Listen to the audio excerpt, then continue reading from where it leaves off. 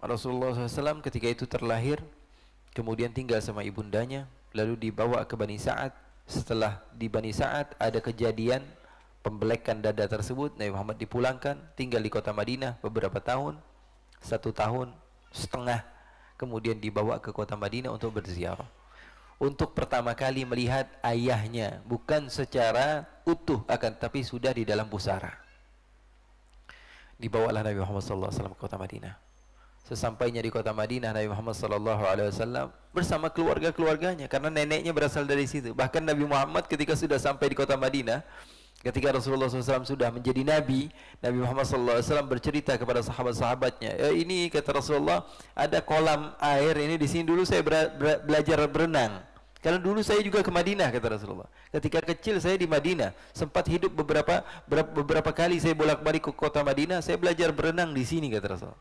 Bukan di Mekah. Jadi Rasulullah mengingatkan para sahabatnya, kalau masa kecil Rasulullah sering datang ke kota Madinah bersama keluarga-keluarganya dari Bani Najjar.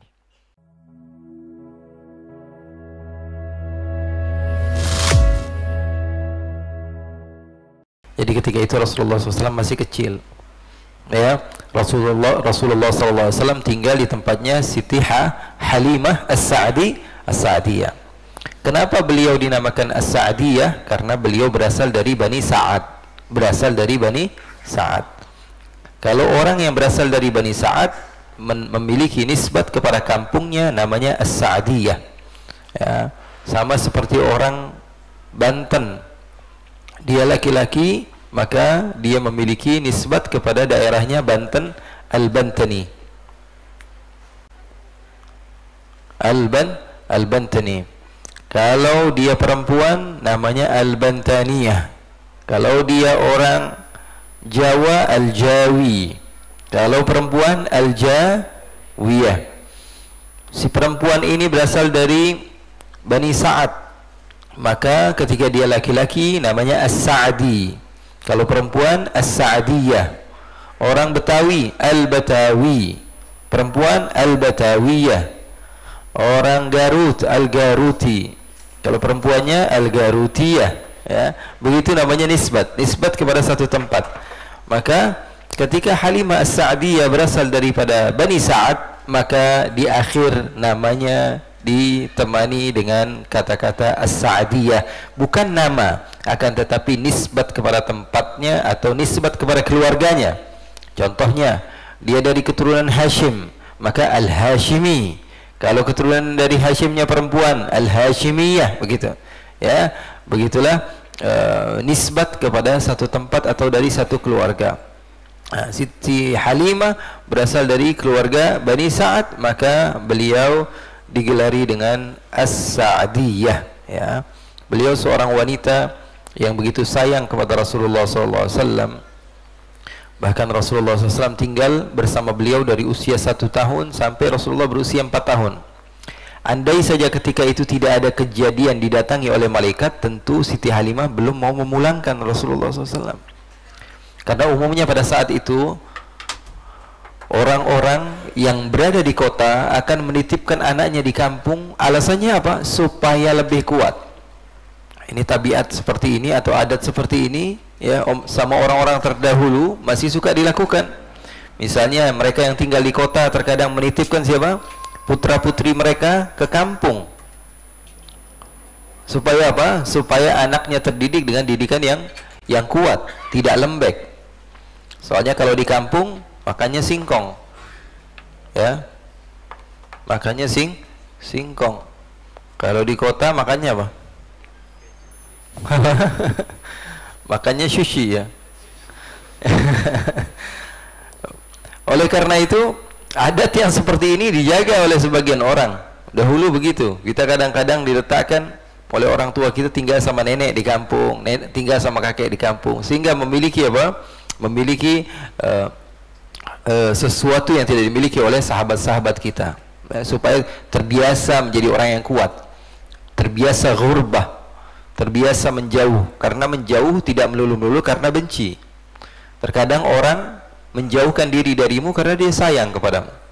Kata ulama, talabtu bu'dad dari ankum litaqrabu. Saya sengaja menjauh darimu agar aku selalu mendekat kepadamu. Karena terkadang jarak yang jauh justru menimbulkan kerinduan. Jarak yang jauh justru menimbulkan kasih sayang. Jarak yang jauh justru menimbulkan kecintaan. Setiap hari ngelihat muka dia mulu, ujung-ujungnya sumpah walaupun sayang. Betul atau tidak? Ada satu masa harus kamu menjauh darinya, bukan untuk menjauh, tapi menjauh untuk dicinta. Ya, menjauh untuk dicinta. Kata penyair tersebut, talabtu bu'dad dari ankum litaqrabu. Saya sengaja menjauh darimu agar mendekat. Saya menjauh untuk mendekat. Anak kecil yang dikirim ke kampung supaya memiliki mental yang kuat, berada jauh dari orang tua, tinggal bersama orang lain, terbiasa hidup di satu tempat yang mungkin keras bagi mereka, maka akan menghasilkan pribadi yang lebih kuat. Nah, itu yang diinginkan oleh orang-orang terdahulu. Makanya Nabi Muhammad SAW juga dikirim. Rasulullah SAW dikirim ke Bani Sa'ad dari usia Rasulullah 1 tahun sampai Rasulullah berusia 4 tahun. Andai saja ketika itu tidak ada kejadian yang saya pernah ceritakan, Rasulullah di black dadanya. Rasulullah ketika itu bermain dengan adik-adiknya atau kakak-kakaknya, anak-anak dari Siti Halimah. Ada namanya Syaima, ada namanya Abdullah. Mereka bermain. Tiba-tiba adiknya ini pulang ke rumah Siti Halimah, menceritakan kepada Siti Halimah bahwa saudara saya Quraisy Muhammad didatangi oleh beberapa orang yang saya tidak kenal. Kemudian dua orang tersebut membelek dada Nabi Muhammad SAW. Lalu Siti Halimah mendatangi Rasulullah SAW, dilihat ternyata Rasulullah tidak ada apa-apa, tapi Rasulullah sempat seperti orang yang terkejut. Ya, saya mencari kata yang tepat ya. Kalau ngomong bingung nggak boleh. Rasulullah SAW terkejut. Rasulullah SAW terkejut ketika melihat hal tersebut, sehingga Siti Halimah membawa Rasulullah SAW pulang, lalu dikembalikan ke kota Makkah Al-Mukarramah. Bukan karena masanya sudah habis, tapi karena sayangnya beliau kepada Rasulullah. Mau nggak mau, ini bukan anak saya, tanggung jawab saya harus kembalikan kepada ibundanya. Sesampainya di kota Makkah Al-Mukarramah, setelah Rasulullah SAW dibelek dadanya, dan beberapa kali saya berikan pemahaman bahwa Rasulullah SAW dibelek dadanya, kemudian dikeluarkan haddus syaitan. Haddus syaitan itu tempatnya syaitan mengganggu kita, kemudian dibersihkan. Dibersihkan. Ada beberapa pendapat ulama, di antaranya Al-Habib Ali bin Muhammad Al-Habsyi. Beliau berpendapat bahwa yang dikeluarkan itu bukan haddus syaitan. Nabi Muhammad tidak memiliki haddus syaitan, tempat syaitan. Tapi Nabi Muhammad SAW di dalam dirinya semuanya kebaikan. Terus ngapain dibelek dadanya? Menambahkan kebaikan di atas kebaikan. Wa ma akhrajal amlaku min qalbihi adza walakinnahum zaduhu tuhran ala tuhri. Sesungguhnya malaikat itu tidak mengeluarkan dari hati Rasulullah SAW kotoran, hanya saja mereka membelek dada Rasulullah, menambahkan kebaikan demi kebaikan, kesucian demi kesucian. Tapi pendapat ini ditolak oleh sebagian besar ulama. Mereka mengatakan bahwa sesungguhnya Rasulullah SAW memiliki haddus syaitan, tempat syaitan. Itu menunjukkan bahwa Nabi Muhammad SAW betul-betul manusia. Karena kalau tidak ada haddus syaitan, berarti malaikat. Justru dengan adanya haddus syaitan itu menunjukkan Nabi Muhammad manusia, tapi tidak sama dengan manusia yang lain. Karena manusia yang memiliki haddus syaitan dibersihkan oleh Allah Subhanahu wa taala, disucikan oleh Allah Subhanahu wa taala, sehingga Nabi Muhammad SAW menjadi manusia yang sempurna. Fahimtum? Jadi Nabi Muhammad SAW menjadi manusia yang sempurna. Kedua pendapat ini boleh kita ambil, akan tapi pendapat yang lebih tepat, wallahu alam, Nabi Muhammad memiliki haddus syaitan dan dibersihkan selama 4 kali, sebanyak 4 kali. Ketika Rasulullah berusia 4 tahun, ketika Rasulullah berusia 10 tahun, ketika Rasulullah diangkat menjadi Nabi, ketika Rasulullah mau Mi'raj, mau Isra dan Mi'raj, Rasulullah dibelek lagi dadanya oleh malaikat, dan ini disepakati oleh ulama hadis. Dan ulama sejarah mereka bersepakat bahwa ada kejadian tersebut. Jadi Rasulullah SAW diambil haddus syaitan, dibersihkan. Dipulangkan Rasulullah SAW dari Bani Sa'ad menuju kepada ibundanya. Sayyidatuna Aminah meminta Rasulullah SAW dipulangkan karena yang namanya ibu angkat sama ibu kandung tentu beda lah, ya. Ibu sesayang-sayangnya, ya, ibu angkat, ya, tentu berbeda dengan ibu kandung yang betul-betul sayang kepada anaknya. Rasulullah dibawa ke kota Madinah, ke kota Makkah. Setelah beberapa saat, Rasulullah SAW diajak oleh Siti Aminah mendatangi atau menziarahi tempat ayahanda beliau di kota Madinah Al-Munawwarah. Jadi Rasulullah SAW memiliki ayah namanya Abdullah. Itu beliau dikuburkan di kota Al-Madinah Al-Munawwarah. Kenapa? Karena ketika baru menikah beberapa bulan, ayahnya ini sudah pergi untuk berbisnis. Karena yang namanya dia sudah berkeluarga dan dia berpikir bahwa sungguhnya dia perlu untuk menghasilkan uang. Dan sudah menjadi adat istiadat di sana yang disunnahkan atau yang dilakukan pertama kali oleh Hashim, kakek Nabi Muhammad, namanya Hashim ada. Beliau membuat rihlatasy syita'i was-saif. Dia yang pertama kali membuat, ya,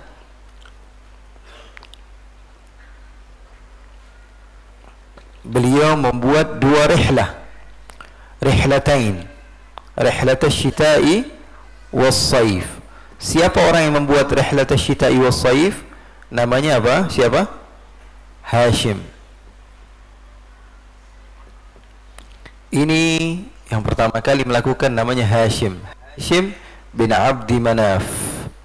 Abdi Manaf. Hashim inilah yang pertama kali membuat rihlatasy syita'i was-saif. Jadi sehingga beliau ini, ya, dianggap hebat bahkan oleh orang Romawi sekalipun. Karena apa?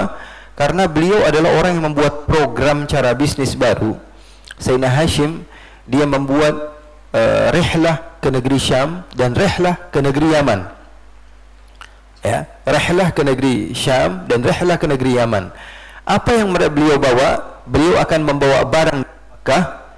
Beliau akan membawa barang dari Makkah menuju ke Romawi, menuju ke negeri Syam, dijual di sini barangnya. Kalau sudah habis, uangnya tidak dibawa pulang sebagaimana biasanya orang Mekah. Tapi apa yang beliau lakukan? Beliau akan belanjakan lagi barang-barang yang ada di Romawi. Kemudian dibawa ke Mekah lalu dijual di Mekah. Begitupun ketika beliau berjalan ke Yaman, setelah beliau menghasilkan harta di sini, menghasilkan harta, tidak harta tersebut dibawa ke Mekah, akan tapi dibelanjakan di Yaman dengan barang-barang yang ada di Yaman, kemudian dibawa ke Mekah, lalu dijual di Mekah, lalu menghasilkan hasil yang jauh lebih banyak dibanding orang-orang lain.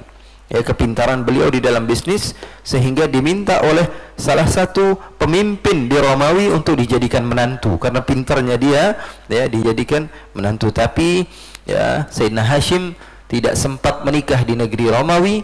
Ya, bahkan beliau menikah di kota Al-Madinah Al-Munawwarah ketika perjalanan. Jadi Sayyidina Hashim mau berjalan ke kota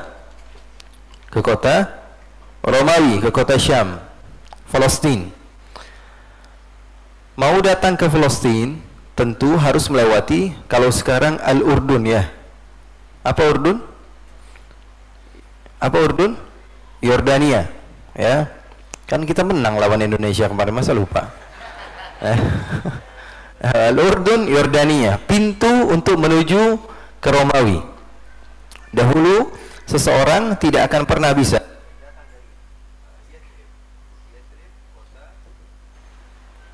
kota Al-Madinah Al-Munawwarah, kemudian Makkah Al-Mukarramah. Kalau dia mau pergi ke Urdun atau ke Romawi, mau tidak mau melewati kota Yathrib. Dan kalau dari Yathrib tidak mau harus melewati Urdun. Ini katanya kota yang tidak punya minyak, tapi sampai sekarang kaya raya. Kenapa? Karena dia adalah pintu orang mau masuk Eropa. Karena dia pintu pertama, orang Arab, orang mana datang harus melewati dia, maka ya uangnya tetap banyak. Fahim tuh? Maka ketika Sayyidina Hashim mau datang ke Palestina, ke Romawi untuk menikah di sini dengan putri salah seorang pemimpin dari Romawi, beliau mampir di kota Yathrib lalu menikah dengan seorang wanita bernama Salma. Jadi di sini udah nikah duluan. ya, sudah nikah duluan sama seorang wanita namanya Salma An-Najjariyah. Sampainya di Palestina, di satu daerah namanya Gaza, ya, Sayyidina Hashim baru sampai sudah meninggal. Makanya Gaza sering menyebut nama mereka dengan Ghazat Hashimi atau Ad-Daulah Al-Hashimiyah. Kenapa mereka memberikan nama Hashim pada negeri mereka? Karena mereka berbangga daerah mereka di situ meninggalnya kakeknya Nabi Muhammad SAW yang bernama Hashim bin Abdi Manaf. Fahimtum? Fahimtum? Nah, apa yang saya ingin ceritakan adalah Yathrib, kota yang belakangan namanya Al-Madinah, yang sekarang namanya Al-Madinah Al-Munawwarah. Di situ ada nenek Rasulullah, namanya siapa? Salma. Karena Hashim menikah dengan Salma di kota Madinah, lahir dari Hashim dan Salma Abdul Muttalib. Abdul Muttalib punya anak, siapa namanya? Abdullah. Neneknya orang mana? Abdullah neneknya orang mana? Orang Al-Madinah Al-Munawwarah. Maka Nabi Muhammad ketika beliau pergi dari kota Makkah hijrah ke kota Madinah, itu daerah beliau sendiri. Jadi orang-orang Madinah nggak bisa begitu menghalang-halangi Rasulullah. Kenapa? Karena ini kampung nenek saya. Jadi ini yang mungkin jarang kita dengar. Dikira bahwa Rasulullah pendatang di kota Madinah. Bukan pendatang. Karena nenek Rasulullah SAW asal usulnya dari suku Bani Najjar. Dari suku Bani Najjar. Makanya anak-anak Hashim, kalau mereka mau pergi ke Romawi, mereka akan mampir di Yathrib beberapa hari, di sana istirahat di tempat nenek mereka yang bernama Salma An-Najjariyah dari Bani Najjar. Faham tuh? Jadi kita sekarang tahu bahwa Nabi Muhammad SAW itu bukan pendatang di kota Madinah, tapi kota Madinah itu adalah kota neneknya Rasulullah yang bernama Salma An-Najjariyah. Sehingga Rasulullah SAW ketika pulang dari Bani Sa'ad menuju kota Makkah, ibundanya belum beberapa lama Rasulullah baru sampai, beberapa hari dari sampainya Rasulullah langsung mengajak Rasulullah SAW untuk mengenal kota Makkah, mencari tahu siapa saja yang ada di kota Makkah. Karena Rasulullah dari kecil nggak tahu, sampai usianya 4 tahun dikasih tahu kakeknya Abdul Muttalib, dikasih tahu pamannya Abu Talib, dikasih tahu, sehingga Aminah memberikan didikan kepada Rasulullah SAW meski tidak lama, karena ketika Rasulullah berusia 5 tahun lebih atau hampir 6 tahun, Aminah mengajak Rasulullah SAW berziarah kepada makam ayahnya. Berjalan dengan Sayyidatuna Aminah, ditemani oleh seorang wanita bernama Ummu Aiman. Ummu Aiman Barakatul Habasyiyah. Namanya Ummu Aiman. Ummu Aiman itu kunyah, ya. Kunyah bagi orang yang punya anak Aiman. Kadang-kadang kunyah ini, ya, walaupun belum punya anak sudah dinamakan kunyah seperti itu. Ya, seperti saya belum nikah sudah dipanggil Abul Hasan. Belum nikah sudah dipanggil Abul Hasan. Berarti, ya, saya tidak punya anak nama Hasan pada saat itu. Kemudian saya menikah, anak pertama saya laki-laki, saya namakan Al Hasan, maka saya dipanggil Abul Hasan. Paham atau tidak? Jadi tidak selama-lamanya kunyah itu karena kamu punya anak. Ya, masudurat bi abin au ummin, abu, ummu. Dia punya anak namanya Al Hasan, maka dia dinamakan Abul Hasan. Dia punya anak namanya Muhammad, dinamakan Abu Muhammad. Dia punya nama anak Al Qasim, maka dinamakan Abul Qasim.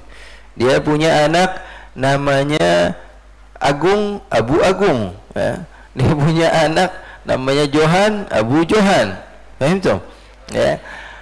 Ada yang mengatakan biasanya anak pertama. Ada yang mengatakan anak yang paling dikenal dari semua anaknya. Karena adanya kunyah itu mempermudah kamu untuk mengenali orang tersebut. Adanya laqab itu untuk supaya kamu mempermudah dikenal oleh sebagian orang. Jadi kalau kamu menggunakan nama orang yang tidak dikenal, justru tambah nggak dikenal. Jadi adanya kunyah, kamu memiliki putra misalnya yang dikenal oleh banyak orang, maka kamu akan dipanggil Abu Fulan, si Fulan bin Fulan. Kalau misalnya kamu, ya, setiap hari dilihatnya nggak punya anak, setiap hari dilihatnya di lapangan bola, namanya Abul Qurah, ya. Ya. Abu Gahwa setiap hari ngopi terus kerjanya Abu Gahwa. Ya, jadi tergantung ya. Jadi abu itu bukan nggak mesti dengan anak saja, terkadang kayak begitu ya. Bodoh sekali ini orang ya, bengak sekali, itu bengak ya, bodoh sekali, maka dipanggil Abu Jahal. Abu Jahal karena bodoh. Orang ini bijak sekali, maka dipanggil Abul Hakam karena ya. Jadi tidak mesti nama anak ya. Abu itu namanya kunyah ya. Abu atau ummu itu namanya kunyah. Rasulullah SAW ketika beliau berusia 5,5 tahun atau sampai 6 tahun, beliau pergi ke kota Madinah bersama Ummu Aiman. Ummu Aiman ketika itu masih muda sekali, belum nikah. Berarti Ummu Aiman ini kunyah buat orang yang sudah punya anak Aiman atau bukan? Bukan, karena dia belum nikah. Belum nikah dan belum punya anak. Dipanggil saja Ummu Aiman. Akhirnya beliau menikah, punya anak, dinamakan Aiman. Baru setelah itu terjadi apa yang telah dinamakan kepadanya dari nama sebelum dia menikah. Jadi Ummu Aiman itu memang punya anak Aiman, tapi sebelum punya anak Aiman, dia sudah dinamakan Ummu Aiman. Faham atau tidak? Fahim toh? Ummu Aiman ini masih kecil. Jangan dikira bahwa Ummu Aiman ini sudah dewasa, sudah besar. Ummu Aiman juga masih muda. Beliau ya namanya Barakah Al-Habasyiyah, nama aslinya. Barakah. Namanya siapa? Barakah Al-Habasyiyah. Dipanggil Ummu Aiman. Memiliki kunyah Ummu Aiman. Beliau ini hadiah Rasulullah atau warisan Rasulullah dari ayahnya yang bernama Abdullah.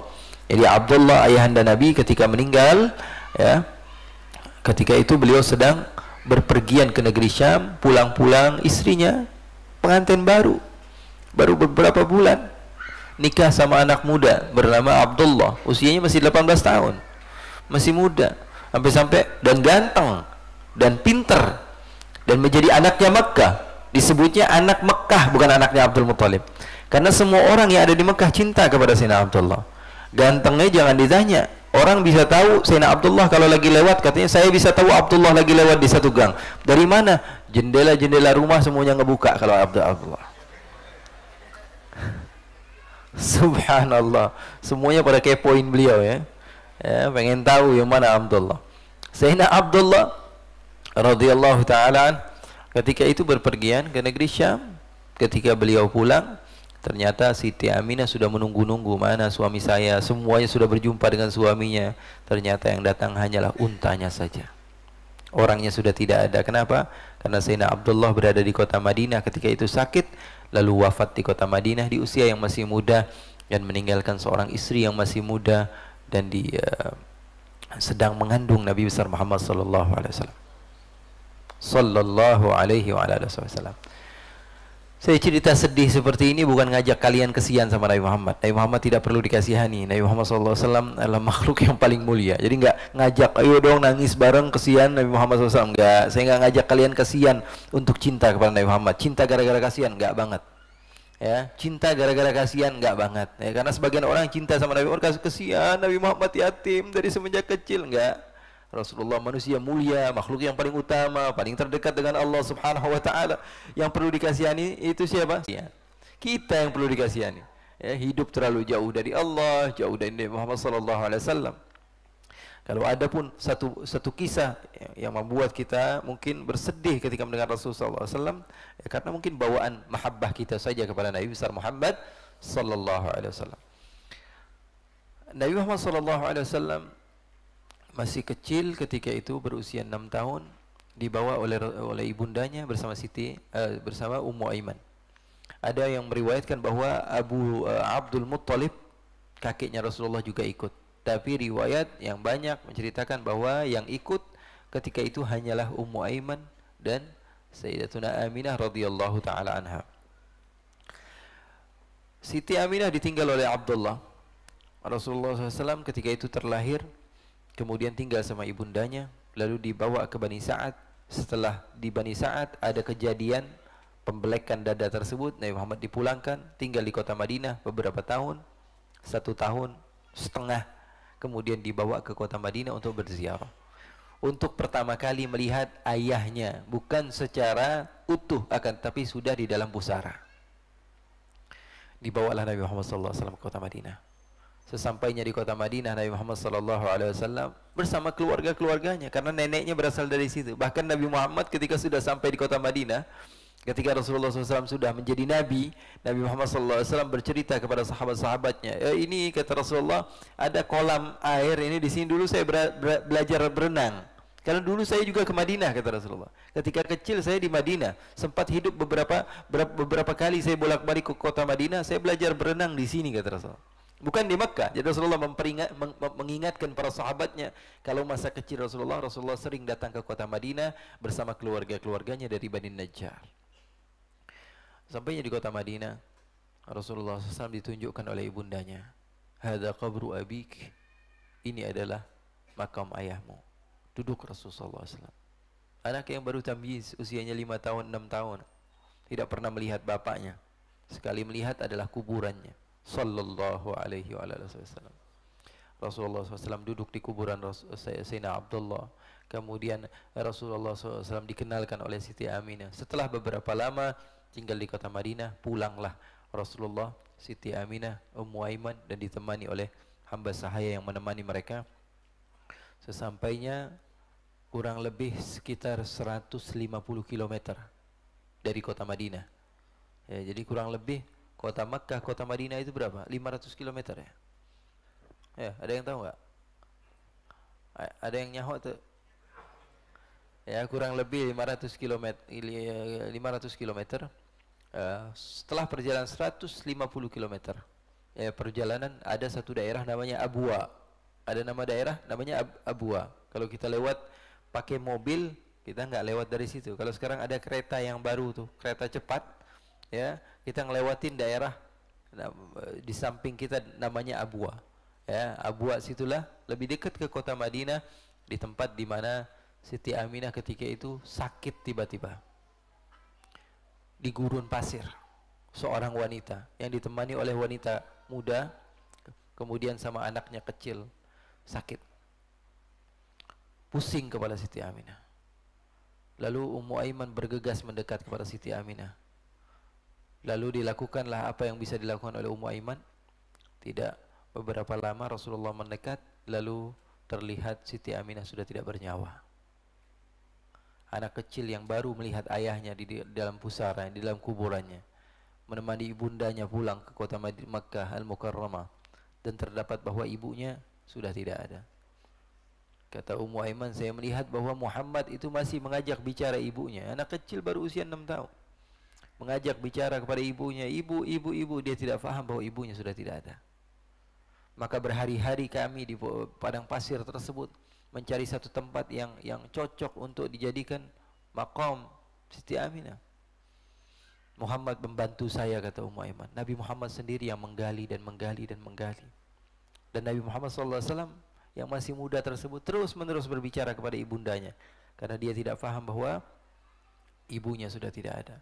Dibawalah Siti Aminah sampai masuk ke dalam kuburnya. Lalu setelah itu Rasulullah SAW kembali ke kota Makkah Al-Mukarramah ditemani oleh Ummu Aiman. Pada saat itu juga Abdul Muttalib, kakek yang sayang kepada Rasulullah SAW, mengambil Rasulullah untuk diangkat menjadi anaknya, tinggal bersama Abdul Muttalib.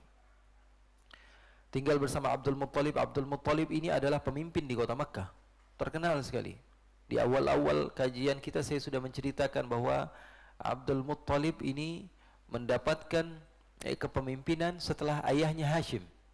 Jadi Hashim, ya, meninggal, lalu diambil Al-Muttalib, lalu Al-Muttalib mencari keponakannya. Di mana keponakannya berada, lalu dia dapatkan bahwa ada seorang yang bernama Syaibatul Hamdi, keponakan beliau, diambil lalu dibawa ke kota Makkah, dan setelah itu Syaibatul Hamdi memiliki nama Abdul Muttalib, menjadi pemimpin. Abdul Muttalib saya sudah pernah ceritakan juga bahwa dia tidak memiliki anak kecuali satu laki-laki yang membantu beliau untuk apa? Untuk mencari air Zam-Zam, menggali air Zam-Zam, karena air Zam-Zam hilang bertahun-tahun. Abdul Muttalib mimpi berjumpa dengan seseorang yang memerintahkan dia untuk menggali air Zam-Zam. Akhirnya dia mengajak anaknya yang masih muda namanya Al-Harith. Ayo Harith, kita gali saya mimpi saya mendapatkan Zam-Zam. Orang-orang Arab ketika itu mengejek Abdul Muthalib, katanya, mana mungkin Zam-Zam sudah hilang. Setiap ngelewatin bukan ngebantuin malah mencemooh. Begitu, ya. Begitulah manusia. Manusia itu nggak ada yang bisa melihat kamu bahagia atau kamu memiliki target untuk kamu sampai kepadanya, pasti bakalan ada orang yang komentarnya nggak enak. Makanya jangan baperan. Lanjutin aja udah, jangan dengerin. Ya. Apapun itu, ya. Siapapun kamu, kalau kamu punya target, ingin sampai kepada target kamu, hadaf kamu, kamu pasti ada orang-orang yang menjadi polisi tidur. Gangguin jalan kamu, pasti ada itu. Karena nggak bisa semua orang senang sama kamu, itu nggak bakal bisa. Pasti salah. Ada anak sama bapak, dia naik keledai, jalan, orang-orang langsung bilang, ini orang nggak tahu diri, ini keledainya lemah seperti itu kok dinaikin 2 orang, bapaknya naikin, anaknya naikin. Akhirnya ngedenger, baperan ini bapaknya bilang, nak kamu saja yang naik, biar bapak yang narik. Lewat, ada orang lagi ngomong, ini anak nggak tahu diri, bapak disuruh nuntun, dia yang naik. Tuh lihat manusia. Akhirnya bapaknya baperan lagi, udah saya aja yang naik, kamu di bawah. Sampai satu kampung dibilang lagi, wah ini nggak tahu diri, ini bapaknya, masa dia enak-enakan naik di atas, anaknya disuruh nuntun di bawah. Tuh.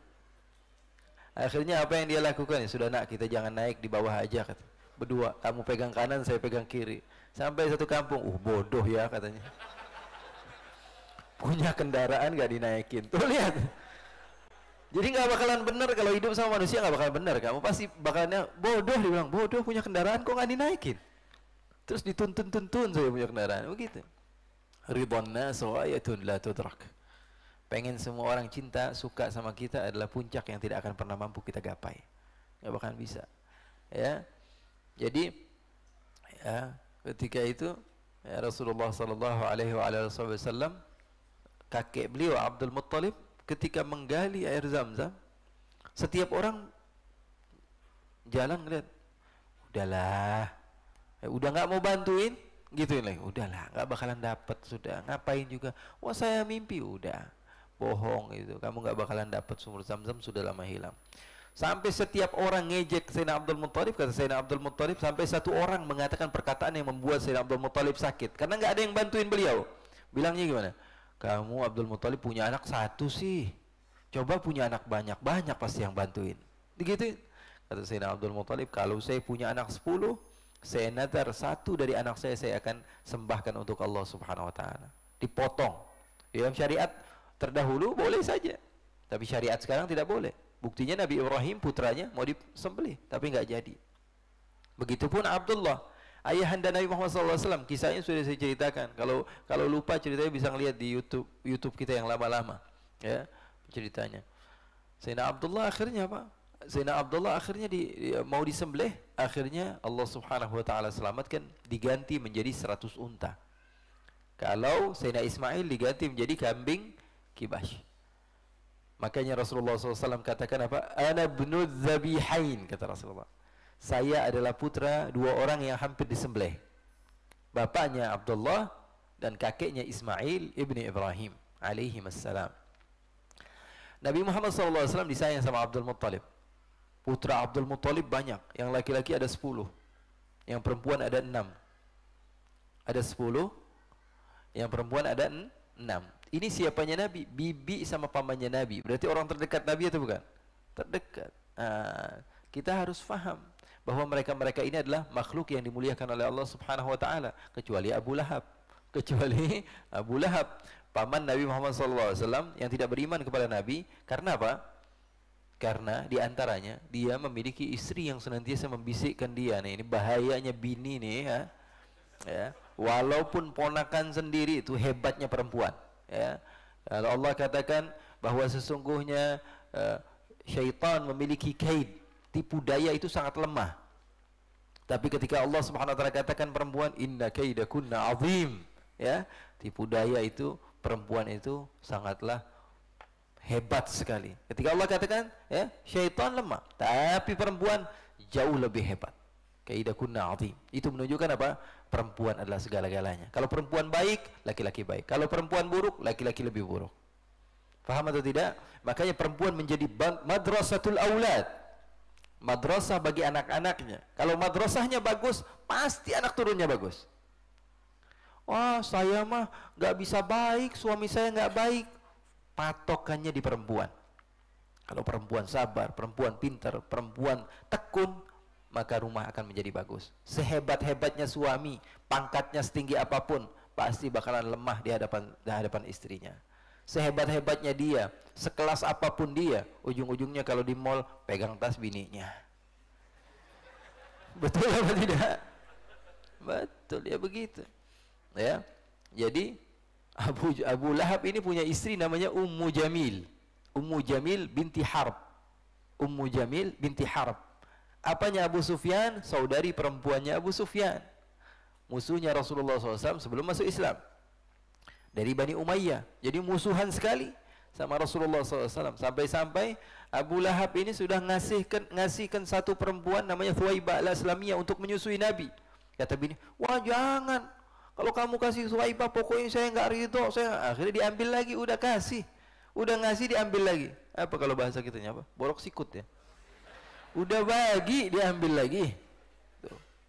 Hebat gak kira-kira? Ya, hebat itu. Istrinya begitu hebat mempengaruhi suaminya. Jadi Abu Lahab dari ibu namanya Lubna binti Hajar. Jadi Abdul Muttalib pernah menikah ya sampai 5 kali. Ya, Abu Lahab itu dari istri yang berbeda, dari istri-istri yang lain.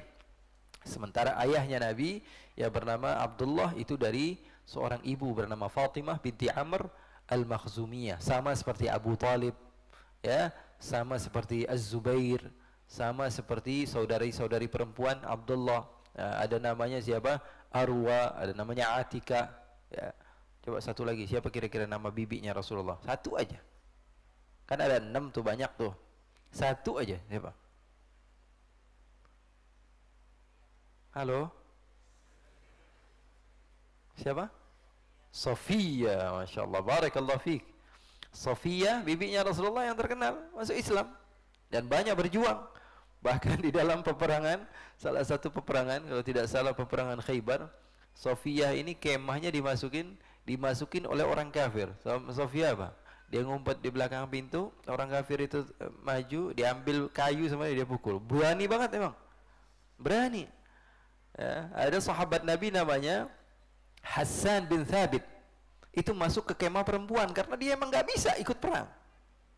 Maka musuhnya Rasulullah SAW datang ke kemah perempuan nyari ini laki-laki. Yang dia dapetin Sofia, akhirnya dibunuh sama Sayyidatuna Sofia. Berani. Hassan bin Thabit nggak berani. Ya, ngelihat darah aja nggak kuat dia. Sahabat Rasulullah.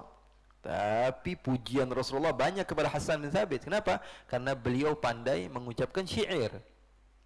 Kata Rasulullah, "Qul ayyadakallahu biruhil qudus." Katakan wahai Hassan, sesungguhnya kata-katamu itu dibantu oleh malaikat Jibril. Sayyidina Hassan bin Thabit ini kalau sudah membuat syair, bikin musuh itu takut duluan, kalah mental sebelum ketemu Rasulullah. Sudah ciut duluan ketika mendengar syair-syair Hassan bin Thabit. Makanya setiap orang itu memiliki caranya di dalam berjuang. Nggak mesti harus menjadi pendekar. Padahal dia nggak bisa main pedang. Kamu lihat apa kebiasaan kamu di dalam bidang ini, ya sudah dakwah kamu di dalam bidang itu.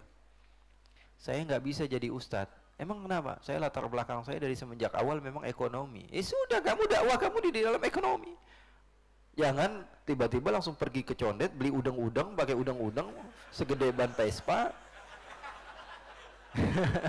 Karena pengen juga dong kayak ustadz itu, pengen juga dong kayak Habib itu, pengen juga dong. Kamu kan nggak belajarnya kamu di bidang yang lain, ya sudah kamu dakwahnya di bidang yang lain.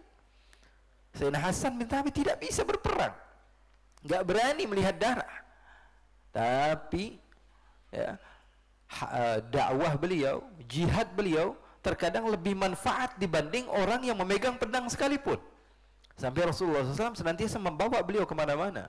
Pujiannya kepada Nabi begitu hebat, sampai sekarang masih sering dibaca. Wa ajmalu minka lam tara qatta'inun wa ahsana minka lam talidin nisa'u khuliqta mubarra'an min kulli aibin wa ka'annaka qad khuliqta kama tasha'u.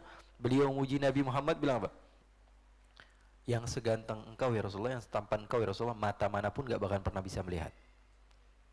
Yang seindah engkau ya Rasulullah, perempuan manapun gak bisa ngelahirin. Engkau itu diciptakan oleh Allah bersih dari segala kekurangan. Kalau saya lihat nih, engkau itu ya diciptakan semau kamu. Jadi bisa milih sendiri, kayak ngedit foto gitu. Mau hidung, padahal hidungnya mancung ke dalam, dimancung-mancungin begitu. Ya, padahal wajahnya nggak bersinar, disinar-sinarin, ya. Kemudian segala sesuatu pokoknya, matanya dibikin mata yang cakep, pakai efek semuanya, kan gitu, ini serba efek ini, ya. Jadi beliau katakan kamu itu diciptakan seakan-akan kamu sendiri yang milih hidungnya yang mana yang paling bagus, telinganya mana yang paling bagus, matanya. Itu kan pujian yang luar biasa hebat dari seorang Hasan bin Thabit kepada Nabi besar Muhammad sallallahu alaihi wa ala alihi wasallam. Ikhwani, maka Rasulullah sallallahu alaihi wa ala alihi wasallam memiliki bibi di antaranya namanya Safiyah. Safiyah ini adalah bibi Rasulullah SAW yang masuk Islam. Satu-satunya bibi Rasulullah yang masuk Islam. Sisanya yang 5 katanya nggak masuk Islam. Tapi ada riwayat yang mengatakan kelima-limanya, keenam-enamnya masuk Islam. Ya, kalau kita ambil pendapat yang aman-aman saja, ya, semua bibi Rasulullah SAW masuk Islam. Dan banyak di antara bibinya Rasulullah, di antaranya Umaymah itu punya putri namanya Zainab binti Jahash. Siapa Zainab binti Jahash? Siapa? Istri baginda Nabi besar Muhammad SAW. Jadi bibi sekaligus mertuanya Nabi Muhammad sallallahu alaihi wasallam. Ala kulli hal, Nabi Muhammad sallallahu alaihi wasallam akhirnya diasuh oleh kakek yang bernama Abdul Muttalib. Cinta sekali Abdul Muttalib kepada Rasulullah. Karena apa? Karena Abdul Muttalib tahu selain beliau ini cucunya Abdul Muttalib. Abdul Muttalib dari semenjak dahulu juga sudah sering mendengar bahwa cucunya ini akan mendapatkan sesuatu yang agung di sisi Allah. Beliau berziarah ke Saif bin Ziyazan di kota Yaman dari Bani Himyar. Di sana sudah diberikan rahasia tentang Nabi Muhammad. Kamu akan memiliki cucu begini dan begitu, begini dan begitu. Karena Saif bin Ziyazan ini belajar dari ilmu-ilmu terdahulu, dari kitab-kitab terdahulu. Karena sebelum Rasulullah SAW lahir, itu orang masih bisa, setan masih bisa bolak-balik Lauhul Mahfuz. Jin juga masih bisa bolak-balik Lauhul Mahfuz. Makanya peramalnya orang pintar. Peramalnya orang pintar karena betul-betul melihat dari Lauhul Mahfuz, dari qada yang muallaq, bisa dilihat, bisa dibaca. Tapi setelah Rasulullah SAW lahir, tertutup, sudah nggak bisa ngapa-ngapain lagi mereka. Maka orang pintar udah nggak ada lagi. Udah nggak ada yang bisa melihat begini, melihat nggak ada. Semua sudah tertutup. Nah, maka dari itu sebagian orang banyak yang tahu. Dan kaum Yahudi mereka ini tahu sekali siapa Rasulullah. Ya'rifunahu kama ya'rifuna abna'ahum. Kenal sama Rasulullah sama seperti mereka kenal kepada anak-anak mereka. Bal asyad. Kata Abdullah bin Salam, saya mengenal Nabi Muhammad lebih parah daripada anda mengenal anak-anak. Kok bisa? Kata Sayyidina Umar. Kok bisa? Ya bisa. Bagaimana caranya?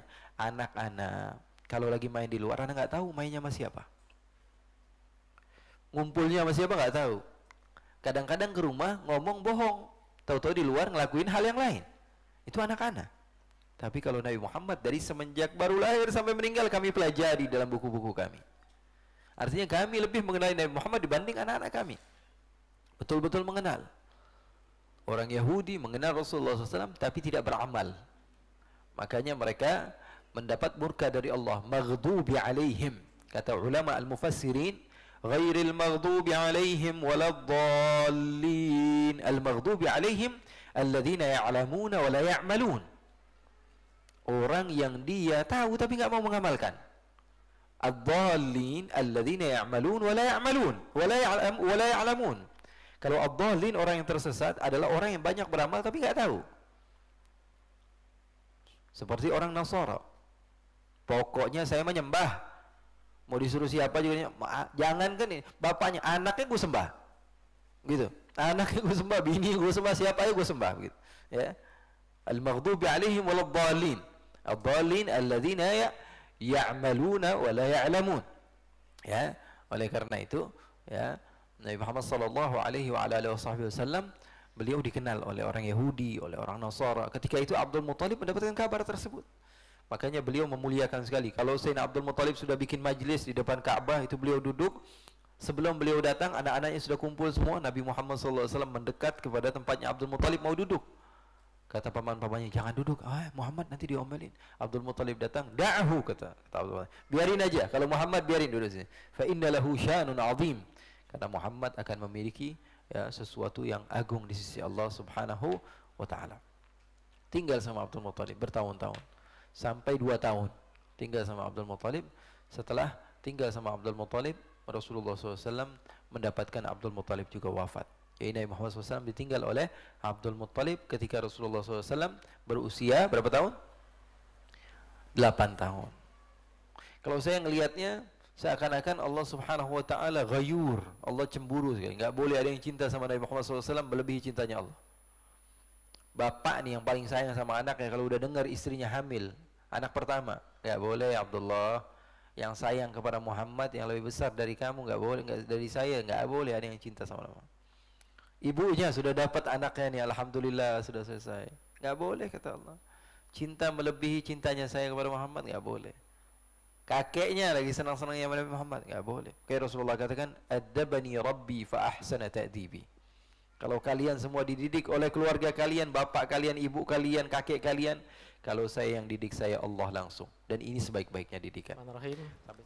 Izin bertanya kepada Habib. Kita mungkin sering mendengar bahwa Islam itu tidak disebarkan dengan pedang, melainkan dengan hikmah. Tapi bagaimana dengan kisah-kisah ekspansi umat Islam ke Mesir, ke Palestina dan sebagainya? Mohon penjelasannya Habib. Terima kasih. Ya, agama Islam memerintahkan kepada kita dengan berdakwah dengan kasih sayang, dengan penuh dengan rahmah. Agama Islam memerintahkan kepada kita untuk berdakwah dengan hikmah, Artinya umat Islam senantiasa diajarkan oleh Allah Subhanahu wa taala untuk mengajarkan kepada orang lain, menjelaskan kepada orang lain dengan hikmah. Itu yang diajarkan. Kadang-kadang dengan hikmahnya ini dilupakan ataupun tidak disebarkan. Tapi langsung, kalau misalnya tentang keburukan orang, langsung semuanya disebarkan. Kisah Nabi Muhammad berperang sampai 100 kali peperangan. Nabi Muhammad berarti berperang dengan pedang. Dia lupa bahwa dari semua peperangan tersebut ada namanya ghazwah, ada namanya sariyah. Ulama sejarah mengatakan tidaklah wafat dari orang kafir dari semua peperangan Rasulullah kecuali kurang dari 2000 orang. Semua peperangan itu pun setelah diajak, setelah didakwahi, kemudian diajak dengan benar, setelah itu baru adanya peperangan. Itu pun Rasulullah SAW dihujum. Rasulullah SAW di awal-awal Rasulullah yang diserang. Setelah Fatah Khaybar baru Rasulullah SAW membuka adanya Fatah. Dimulai dari Khaybar. Ada yang mengatakan Fathu Makkah tahun ke-8. Setelah itu Rasulullah mendatangi tempat-tempat setelah diajak bermusyawarah, bermudzakarah, bercerita tentang agama Islam itu seperti ini, yang diajak itu seperti ini, seperti itu, semua dijelaskan. Kalau mereka tidak mau dan enggan, baru diajak dengan kekerasan. Bukan dengan kekerasan, akan tapi memberikan kepada mereka kasih sayang. Karena kalau kita melihat anak kita main di trotoar atau lagi main-main pisau, nggak apa-apa nak, main pisau aja, bapak sayang sama anak. Enggak kan? Akan tapi mengajarkan mereka dengan tegas setelah diberitahu dulu.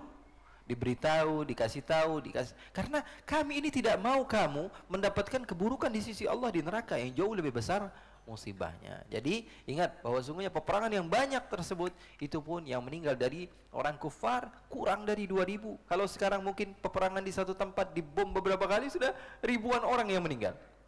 Tapi agama Islam yang dikenang-kenang terus perang yang meninggal kurang dari 2000. Artinya agama Islam mengajarkan semua fatah yang ada di Mesir, fatah yang ada di Al-Madain, Sayyidina Umar bin Khattab membuka Basra, Sayyidina Abu Bakar As-Siddiq di Yarmuk, di Romawi, kemudian diteruskan Sayyidina Utsman bin Affan di Syam, kemudian Sayyidina Ali bin Abi Thalib, kemudian Sayyidina Al-Hasan, kemudian Muawiyah bin Abi Sufyan di beberapa tempat, kemudian diteruskan oleh Sayyidina Umar bin Abdul Aziz, kemudian dari Al-Abbasiyin, kemudian dari Al-Uthmaniyin, kemudian mereka semua berdakwah pertama dengan kebijakan, semua berdakwah dengan hikmah. Setelah itu mereka baru karena setiap orang merasa bahwa mereka mau dijajah, akhirnya apa? Melawan umat Islam, menunjukkan bahwa mereka adalah orang yang terdepan di dalam segala hal. Wallahu a'lam.